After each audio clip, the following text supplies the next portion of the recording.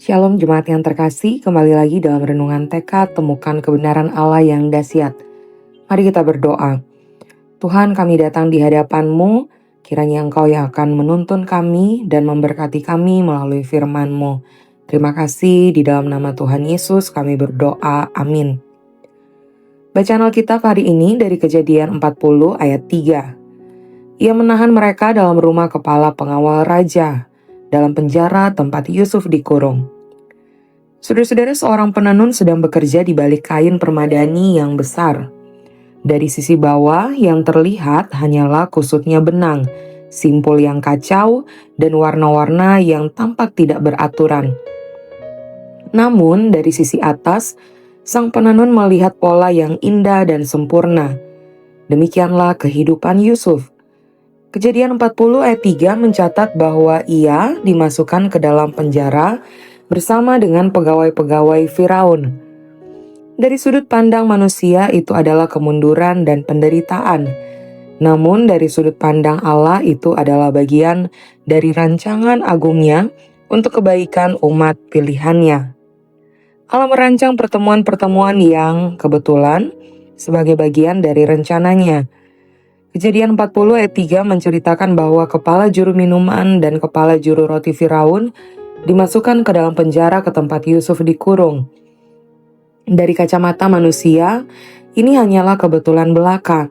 Namun tidak ada yang kebetulan dalam rencana Allah.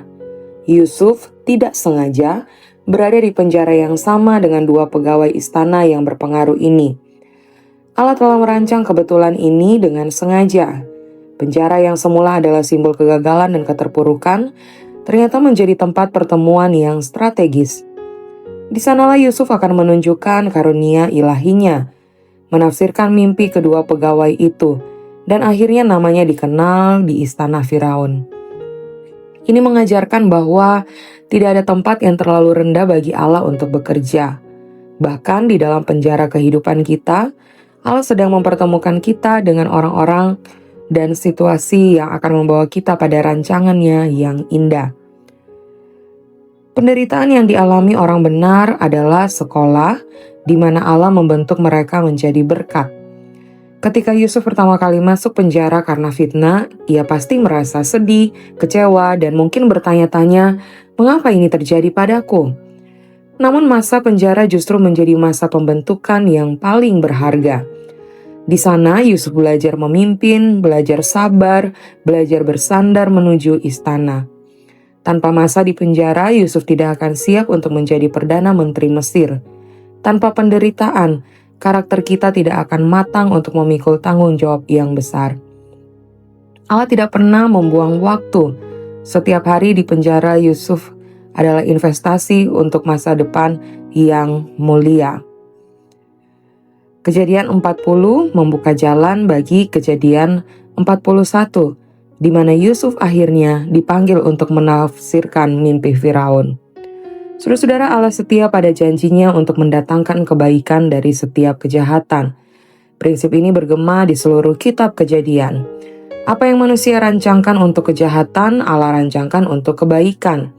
Penjara yang seharusnya menjadi akhir dari mimpi Yusuf, justru menjadi awal dari penggenapan mimpi itu.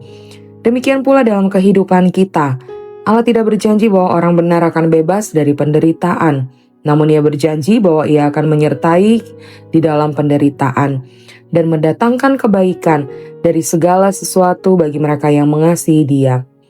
Kepercayaan ini bukanlah optimisme buta, melainkan keyakinan kokoh bahwa Allah yang memulai pekerjaan baik di dalam kita akan menyelesaikannya.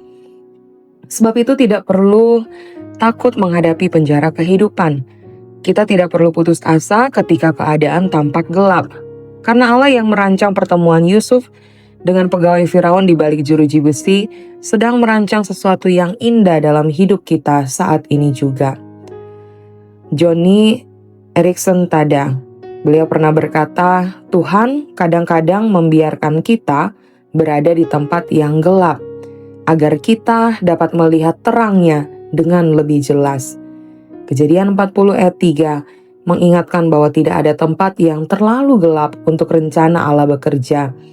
Marilah kita percaya bahwa setiap penjara yang kita alami, Setiap kekecewaan, kegagalan, dan penderitaan sedang diatur oleh tangan Allah yang penuh kasih untuk mendatangkan kebaikan bagi kita umat pilihannya.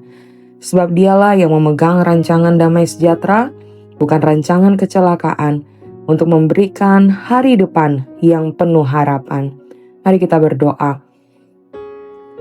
Tuhan, Engkau Maha Tahu apa yang saat ini sedang kami alami. Dan di dalam segala situasi hidup kami, Engkau kiranya Tuhan yang akan menolong kami untuk kami boleh tetap melihat bagaimana Engkau Tuhan yang tidak pernah meninggalkan kami. Dan segala sesuatu yang mungkin saat ini tidak menyenangkan yang harus kami jalani, kami percaya ya Tuhan bahwa Engkau tetap Tuhan yang merancangkan rancangan yang indah bagi setiap kami. Dan hari depan kami penuh dengan harapan di dalam Engkau. Terima kasih untuk firman-Mu, dalam nama Tuhan Yesus kami berdoa. Amin. Selamat melakukan kebenaran firman Tuhan yang dahsyat. Tuhan menolong setiap kita. Dan bagi saudara-saudara yang membutuhkan dukungan doa dari kami, silakan menuliskan di link yang telah kami sediakan. Dan kami akan mendoakan setiap pokok-pokok doa yang ada. Tuhan memberkati.